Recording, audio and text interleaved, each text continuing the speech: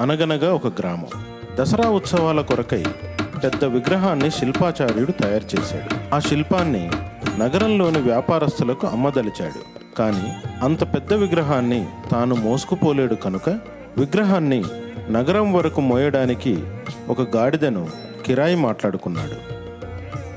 ఆ విగ్రహాన్ని గాడిద వీపుపై జాగ్రత్తగా కట్టి నగరం వైపుకు బయలుదేరాడు.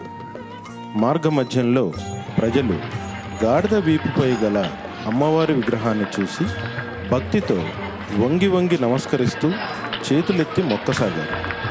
సుందర విగ్రహాన్ని కొందరు పొగిడితే కొందరు శిల్పి గొప్పదనాన్ని పొగడసాగారు.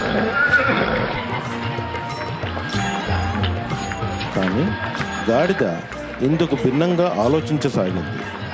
నన్ను చూసి వంగి నమస్కరిస్తున్నారని, ప్రజలు తనని మాత్రమే ప్రశంసిస్తున్నారని గాడిద గర్వంతో ఉప్పొంగిపోయింది. తన ఆనందాన్ని ప్రకటిస్తూ గట్టిగట్టిగా రెంకలు వేయడం ప్రారంభించింది. శిల్పి గాడిదను సముదాయించే ప్రయత్నం చేశాడు.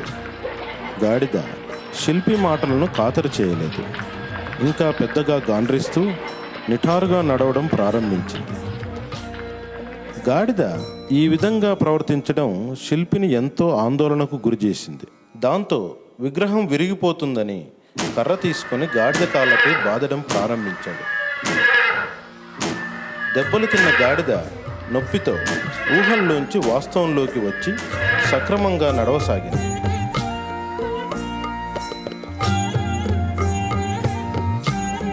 ఈ కథ వల్ల మనం నేర్చుకున్న నీతి ఏంటంటే, మూర్ఖులకు బెత్తం దెబ్బలే సరైన పాఠం. మంచి జాతి కలిగిన ఇంద్రనీలమణి ఒక్కటైనను చాలా విలువ చేయును. మెరసడి రాళ్లు తట్టెడున్నను దాని విలువకు సరిపోవునా?